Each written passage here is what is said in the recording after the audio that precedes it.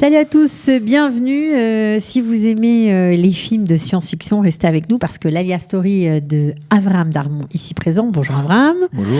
Eh bien, mérite le détour. Alors, tout commençait normalement. Il était à l'époque étudiant à Jussieu, en DESS, quand même dans les réseaux télécoms. Et puis, il se dit, il faut que je m'en aille.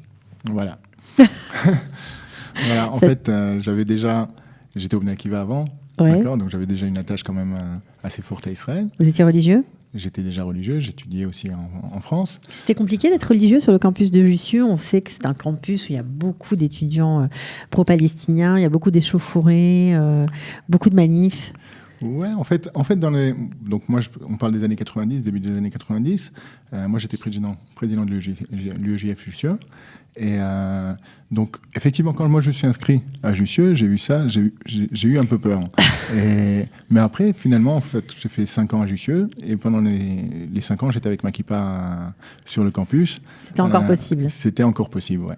Alors, effectivement, quand il y avait les mecs du SCUD, du GUD qui venaient... C'est une déformation professionnelle, c'est voilà. pas grave. Les mecs du GUD qui venaient sur le campus. Alors, effectivement, là, il fallait passer peut-être par les autres sorties de la fac.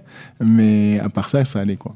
Ça allait. Bon, voilà. Mais ça, vous êtes quand même dit qu'il serait bon de partir. Alors, à un moment, il y a un déclic qui se passe. Ouais. En fait, le déclic, il se passe la dernière année, en fait. L'année de vos du études DESS, ouais. L'année du DESS. J'ai d'abord une opportunité, en fait, de continuer un 3e cycle dans le cadre d'un programme franco-israélien. Donc financé par l'ambassade de France ? Financé par le ministère de la Recherche français.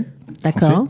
Et donc c'est un programme qui est piloté par l'ambassade, je crois, ici, en tout cas. Oui, probablement, oui. Ouais. Et en fait, donc je postule et donc j'ai trouvé un directeur de thèse de Jussieu, j'ai trouvé un directeur de thèse qui enseignait aussi au Machon Lev. Donc vous pouviez faire votre thèse en Israël et bénéficier d'une bourse. C'était le programme, en fait. C'était le programme pour m'intégrer en Israël. Comme on sait, quand on fait son alia, les programmes, c'est fait pour être changé. Voilà, exactement. Et donc, finalement, ce programme, comme vous dites, il a changé parce qu'en fait, la bourse a été rejetée par le ministère de la Recherche français. Et après quelques mois, on a compris qu'en fait, il avait été... Ouais, pourquoi ? Et en fait, c'était parce que le Machon Lev était considéré par le ministère des Affaires étrangères comme un institut religieux fanatique.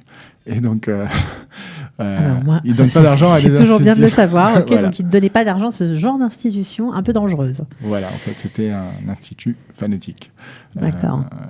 Donc ça, c'était Mais en fait, pour moi, c'était une opportunité parce que j'ai connu des professeurs en fait, du Machon Lev qui étaient d'accord pour que je commence à travailler avec eux et en même temps pour commencer une thèse.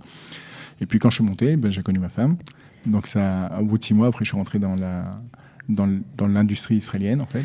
Alors en fait, vous avez commencé sans passer par la France en fait, vous êtes plongé dans la vie israélienne, dans les études israéliennes. Vous avez commencé à faire une thèse au Machon Lev ou pas ? J'ai pas vraiment commencé ma thèse. D'accord. En fait, j'ai commencé à travailler au Machon Lev. Je travaillais en fait comme assistant télé au Machon Lev et je travaillais dans une start-up aussi qui était d'un professeur qui était là-bas, qui était au Machon Lev. Et donc c'est ce que j'ai fait pendant les 6 premiers mois. Bon, c'était pas facile. Alors c'est ça parce que vous arrivez à peine, vous maîtrisiez l'hébreu ? En fait, j'étudiais en France, j'étudiais beaucoup la Torah. Ouais, la Torah, la Gemara. Donc j'avais quand même des bonnes bases en hébreu, mais bon, c'est pas l'hébreu parlé. Vous ne parliez pas, mais vous lisiez, vous écriviez aussi ? Je lisais, j'écrivais, mais je parlais pas. Et donc quand je suis arrivé au Machon Lev, j'étais censé faire en fait un Ulpan pendant 3 mois avant de commencer à travailler, mais les programmes sont faits pour être changés, comme vous l'avez dit. Et au bout d'un mois, je me suis retrouvé dans une salle de cours à devoir donner un cours en hébreu. Pas facile. Donc c'était pas facile du tout. J'ai travaillé pendant 2 jours avec un dictionnaire pour préparer mon cours. La première question d'un Israélien, je comprenais rien. Donc heureusement il y avait des étudiants français qui étaient dans la salle qui m'ont traduit les questions. Et bon, donc après ça a été de mieux en mieux. Mais bon, finalement au bout de 6 mois j'ai compris qu'il fallait mieux de toutes les manières pour moi rentrer dans la vie des sociétés, c'est-à-dire de rentrer dans une société et quitter le Machon Lev. Donc j'ai fait un semestre et après je suis parti. Bon, en tout cas, c'était un semestre, on va dire, qui vous a appris beaucoup de choses sur vous-même, sur la vie en Israël, sur le milieu estudiantin. J'imagine que c'était aussi une découverte pour vous. C'était aussi une raison pour laquelle j'ai fait au Machon Lev, c'était pour avoir des amis. en fait, pour me faire une chevra. Voilà, une chevra en fait en Israël. C'est très important en fait quand on arrive en Israël et qu'on abandonne en fait en France tout son milieu, que ce soit le milieu familial, les amis, etc., de venir en Israël, de prendre le temps de se construire en fait une chevra, des amis, de prendre le temps de s'intégrer ici. Alors votre conseil, c'est pas se jeter dans le boulot, dans un job super demandé, on va dire, où on demande énormément de vous, on travaille 15 heures par jour. C'est pas tellement ça votre conseil pour commencer? Non, vraiment pas. Une alia réussie, c'est d'abord une alia où on reste équilibré, où la famille, elle reste préservée. D'accord ? Donc quand on monte célibataire, alors c'est se faire en fait, comme j'ai dit, un milieu d'amis, etc. Prendre le temps. Se créer un réseau. Un réseau. Quand on monte avec sa famille, c'est très important de prendre le temps d'être avec ses enfants, d'être avec sa femme, de soutenir les enfants. La femme, c'est pas du tout évident au départ. De rentrer dans le milieu scolaire en Israël, c'est très différent de ce qui se fait en France. Donc pour les enfants, c'est quand même un bouleversement. Pour la famille aussi, il faut prendre le temps. Donc il faut prendre un métier qui ramène une parnassa, qui ramène de l'argent, mais qui laisse la possibilité de rentrer à la maison et de s'occuper de sa famille comme il faut. Voilà, donc ça, c'est votre conseil. Ouais. Au départ, oui. Une fois que la famille est stabilisée, une fois que la base... Ça peut prendre 2 ans. Ça peut prendre 2 ans. Ça prend le temps qu'il faut. Ça dépend de la famille. Mais c'est très important d'abord de stabiliser bien sa famille avant de partir à l'aventure. Et avant de se lancer dans sa vraie carrière, on va dire. Voilà. Et la carrière en Israël, elle peut être magnifique. Voilà. Elle peut être magnifique. Alors vous, on va dire que vous cumulez on va dire les entreprises prestigieuses à votre tableau de chasse, IBM, Checkpoint, NDS, pas mal pour un Olé Hadash. Oui, c'est pas mal, effectivement. De ces 3 sociétés, au Checkpoint, vous y avez passé 8 ans, NDS 13 ans, IBM pas trop, je crois pas, c'était un peu moins. IBM, je suis resté 2 ans, je crois. Voilà, c'est ça. Qu'est-ce que vous avez préféré? Parce que ces 3 sociétés prestigieuses. C'est des sociétés très différentes. Bon, IBM, ce qui était très bien, c'est que ça me laissait le temps en fait de faire ce que je voulais faire quand je suis monté en Israël. Je suis monté en Israël pour m'enrichir aussi au niveau spirituel et pour construire ma famille. Donc IBM, en fait, ça me permettait d'avoir des horaires de bureau 9h. En fait, c'était pas 9h, je commençais à travailler à 7h30, je partais à 4h30. Et donc, je pouvais étudier derrière, je pouvais m'occuper de fonder ma famille. Donc, c'était très bien pour cette époque-là. Ensuite, Checkpoint, c'est une boîte extraordinaire. C'est une boîte, en fait, où on apprend énormément de choses, qui est à la pointe, en fait, de la technologie. Et donc là-bas, j'ai beaucoup appris, c'était passionnant. Maintenant, Checkpoint, c'est aussi dans le secteur de Tel Aviv. Moi, j'habite à Jérusalem. Donc ensuite, c'était important pour moi de revenir sur Jérusalem. Et NDS, c'est une boîte qui n'existe plus aujourd'hui. En fait, c'est une boîte qui a été rachetée par Cisco et qui a passé pas mal de tribulations ces dernières années. Mais l'esprit, l'ambiance... On pense à tous ceux qui sont dehors aujourd'hui, on les embrasse. Voilà, s'ils nous écoutent, parce qu'il y a eu beaucoup de remaniements, de changements de personnel, il y a beaucoup de choses. Ouais. Voilà, exactement. Et on souhaite à tout le monde de retrouver du boulot. Exact. Et encore mieux, un meilleur boulot encore. Et donc NDS, il y avait une ambiance extraordinaire. Et c'était en fait la boîte où on voyait qu'on pouvait vraiment vivre, pas seulement son judaïsme, c'est vraiment vivre une vie professionnelle dans laquelle on s'enrichit spirituellement. C'est quelque chose de très spécial qui se passait là-bas. Il y avait des cours chez NDS. Il y avait un livret qui sortait en fait tous les ans de Hidush Torah des gens d'NDS. Il y avait un VP, un vice-président de NDS qui à chaque réunion commençait par un Dvar Torah. Quand NDS a été racheté, le PDG de NDS a demandé qui avait une télévision. NDS, c'est une boîte en fait qui fait de la télévision payante, et avait demandé qui a une télévision ici dans la salle se lève. Et en fait, il y avait peut-être, 20% de la salle qui s'est levée. Donc c'était une boîte très spéciale. Voilà. Donc en fait, chacune de ces étapes était très intéressante. Vous a apporté. Alors derrière vous, il y a une photo d'un magazine d'économie très connu en Israël, Calcaliste, et vous avez été, on voit votre petite photo. Bon, faut mettre un peu la loupe, mais c'est pas grave, on va la décrire. Vous êtes sur cette liste de gens parce que vous avez été considéré comme une des personnes les plus connecté au monde de la cybersécurité. En 9e position, très exactement. Voilà. Donc vous avez été surpris ? Oui, j'ai été surpris sur le moment. Ça date de quand De la semaine dernière. Ah ben voilà, on est dans le coup. Ok. Voilà. Donc c'était la semaine dernière. En fait, ouais, effectivement, j'ai été surpris sur le moment. Et puis après, en comprenant un peu l'étude qui avait été faite, en fait, j'ai compris que du fait effectivement des 8 ans passés chez Checkpoint et des 13 ans en fait chez NDS, effectivement, j'ai beaucoup de contacts dans le monde de la cybersécurité israélienne. Beaucoup de personnes qui ont travaillé avec moi sont aujourd'hui à la tête de start-up et de grandes sociétés israéliennes. Et donc, voilà. C'est le résultat. Bon. Alors, NDS, on a compris, c'est terminé. J'imagine que vous avez été dans la vague de licenciement, ou alors peut-être que vous êtes parti de votre plein gré, j'en sais rien, mais enfin, peu importe. Ce qui vous a donné enfin l'occasion de monter votre propre boîte. Voilà, exactement. Et puis, comme on aime bien donner des petits coups de pouce ou mettre en lumière un peu la diversité des talents francophones qui composent la société israélienne, on s'est dit qu'on allait parler de votre boîte. Alors, ça s'appelle EasySec. Ça veut dire quoi ? EasySec, c'est en fait la sécurité facile. D'accord. Ok, d'accord.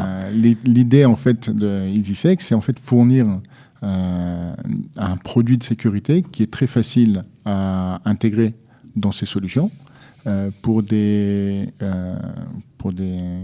fabricants d'objets connectés qui ne sont pas en fait des téléphones ou des ordinateurs, mais plutôt des objets qui sont assez simples. D'accord, qui peuvent être des caméras de surveillance, qui peuvent être des jouets connectés, qui peuvent être des appareils ménagers. Et aujourd'hui, il y a tous ces objets-là.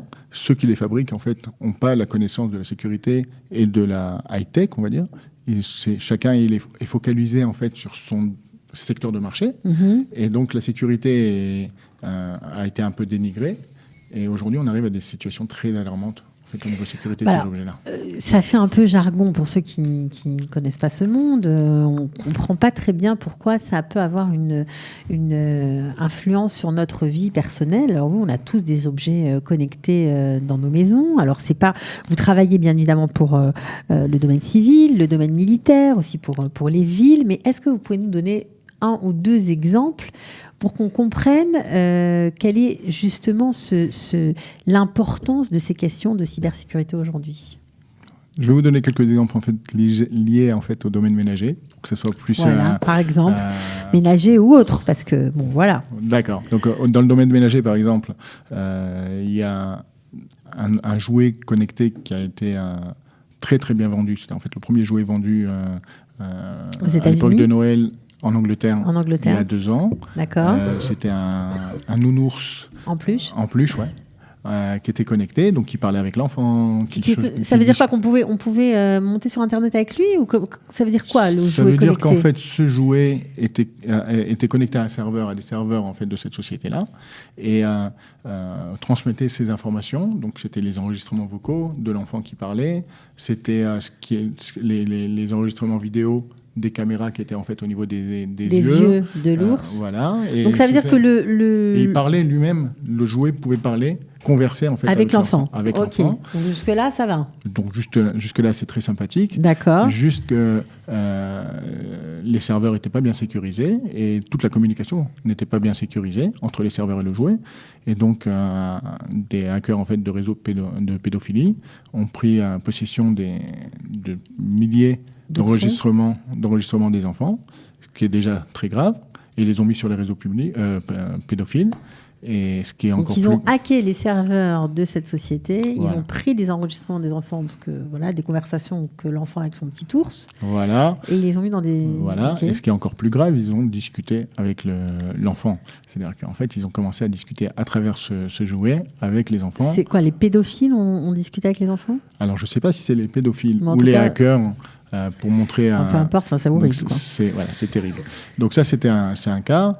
Bon, il y a le cas des Cherokee, des Jeep Cherokee, 1,5 million de Jeep Cherokee qui ont été rappelés parce qu'il y a eu une étude qui a été faite aux États-Unis. Et pendant que le journaliste conduisait... il y avait un test, en fait. Ouais, c'était un test avec un journaliste au volant. Un journaliste au volant. Et donc, il y avait des hackers qui étaient derrière, qui étaient en fait chez eux à la maison. et qui ont bloqué les portes, qui ont monté la température dans la voiture à 30 degrés, qui ont commencé c'est un film d'horreur, ce que vous me racontez. À tourner le volant, à envoyer de l'eau sur les glaces. Enfin, il a vécu un petit cauchemar pendant quelques minutes.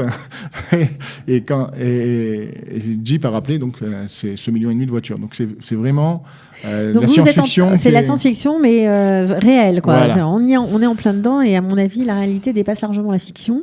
Voilà. Donc, EasySec, c'est votre boîte, et vous avez mis en place, on va dire, un système pour éviter ou pour pallier à ces failles de sécurité, c'est ça ? Oui, pour éviter en fait ces failles de sécurité. En fait, notre système, c'est un système qui sécurise l'objet lui-même. C'est un système qui part sur un agent qui va sécuriser, qui va être ou alors dans le logiciel de l'objet, ou alors devant ce logiciel, devant l'objet connecté. Et cet agent va communiquer avec des serveurs qui sont à nous, qui sont sur le cloud, et va en fait sécuriser et les communications et les accès à l'objet. C'est-à-dire que simplement les personnes autorisées auront le droit d'accéder à l'objet pour faire les opérations pour lesquelles ils sont autorisés. Je vous donne un exemple. Par exemple, vous avez un frigo connecté à la maison, ça devient très branché, à la mode. Ouais. Et ben, il peut y avoir le technicien qui doit se connecter au frigo pour réparer ou pour vérifier qu'est-ce qui se passe. Il peut y avoir l'épicier que vous avez autorisé à se connecter pour voir s'il y a du lait, pour vous commander automatiquement le lait. Et il peut y avoir vous, qui va se connecter pour voir en fait qu'est-ce qui se passe dans le frigo, qu'est-ce que je dois faire comme course, etc. Donc chacun, bien sûr, n'a pas les mêmes droits. Le technicien, il n'a pas besoin de savoir qu'est-ce qu'il y a dans le frigo. Et l'épicier, il n'a pas besoin de savoir l'état du frigo non plus. Donc, cette granularité, en fait, c'est aussi une de nos expertises. Et c'est un des points qu'on fournit, quoi. Voilà, donc on se rend compte que grâce à ces... Enfin, en raison de ces objets qui ne sont pas sécurisés, ça peut être très dangereux pour nous, parce que si on rentre à travers un objet, soit la caméra de surveillance ou, je sais pas moi, le e-robot qu'on commande à distance pour faire le sol dans la maison, on peut avoir tout un tas d'informations rentrées sur les ordinateurs de la maison, sur le Wi-Fi, prendre les comptes bancaires des gens qui demeurent, les cartes bleues, etc., etc. Exactement. Par exemple, un autre cas qui s'est produit il y a 2 mois, un casino aux États-Unis qui s'est fait pirater par le thermomètre de l'aquarium des poissons qui était dans la salle d'entrée. Donc il y avait un thermomètre qui était connecté à Internet. Voilà, dans l'aquarium. Exactement. Pas sécurisé. Voilà, c'était le thermomètre en fait qui mesure la température de l'eau. Voilà. Et donc ce thermomètre-là, il n'est pas sécurisé. Donc les hackers sont rentrés dans le thermomètre. Une fois qu'ils sont rentrés dans le thermomètre, ils ont récupéré les crédentials, les codes d'accès en fait au routeur Wi-Fi du casino, et à travers ça, ils ont pu écouter le trafic, puis rentrer dans les serveurs et récupérer tout ce qu'ils voulaient récupérer dans les serveurs du casino. Les cartes bleues des clients, voilà. Ils ont pu, les adresses. Voilà. Vous me faites froid dans le dos. Vous aviez l'air sympathique, mais là, vous m'angoissez. Ok, bon, alors, non, c'est pas le but, mais bon, j'imagine que vous passez beaucoup de temps pour essayer, voilà, de pallier à ces problèmes. Alors, c'était quoi ? C'était quelque chose qui vous attirait, la cybersécurité, ou c'était aussi l'impression d'apporter quelque chose au pays ? Honnêtement, au départ, c'était parce que c'est notre expertise, à moi et à mon associé. Donc, c'est pour ça qu'on a démarré sur ça. Mais quand on a vu l'état des lieux, c'est devenu aujourd'hui presque une mission. C'est-à-dire, on comprend que c'est très important de sécuriser, de trouver des solutions pour tous ces objets, parce que ça met en péril la sécurité publique, ça met en péril la privacy, comment on dit ça, la vie privée des gens, voilà. Quoi. Donc voilà. Donc aujourd'hui, c'est aussi pour le business, et c'est aussi idéologique. Voilà. Idéologique. Ouais. Ok. Bon, alors, qu'est-ce qu'on peut vous souhaiter ? Vous en êtes où ? Vous cherchez des sous ? Vous cherchez des investisseurs ? Vous en êtes Donc aujourd'hui, on cherche des investisseurs, effectivement. Et donc, ce qu'on peut nous souhaiter, c'est d'en trouver. On a aujourd'hui déjà des clients qui sont intéressés. Ouais. Et on en a même un cas signé déjà. Voilà. Félicitations. Donc, ce qu'on peut nous souhaiter, c'est de réussir aussi bien la société, que cette société elle réussisse et qu'on arrive réellement à sécuriser tout ce qu'on veut sécuriser et apporter notre pierre dans l'édifice. Et la deuxième chose, c'est de savoir allier ça avec tout le reste, c'est-à-dire rester équilibré au niveau de la vie familiale, au niveau de l'étude de la Torah. Ne pas perdre ne pas perdre les pédales. L'essentiel, on va dire ça comme ça. Bon, en tout cas, si vous avez envie d'investir dans une start-up made in Israël, en plus si vous êtes francophone et puis vous avez envie de donner un coup de main à un co-religionnaire, eh bien, on va mettre les coordonnées d'Avraham. Voilà, merci beaucoup Avraham Darmon. Merci à vous. Bravo, et puis revenez nous voir quand vous aurez fait votre exit. Avec plaisir. Ciao, bye. Shalom. כמה טוב שבאת הביתה, כמה טוב לראות אותך שוב. Ils ont relevé le défi de l'Alia. Studio Kalita vous raconte leur histoire. Alia Story, c'est vous, c'est nous.